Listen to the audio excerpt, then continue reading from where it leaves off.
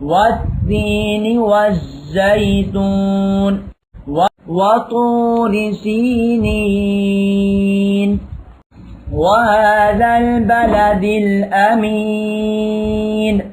لقد خلقنا الإنسان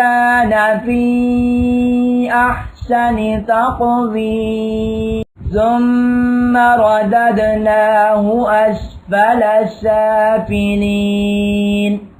إلا الذين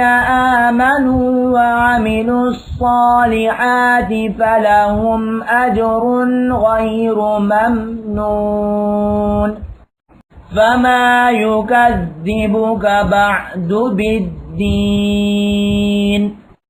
أليس الله بأحكم الحاكمين أليس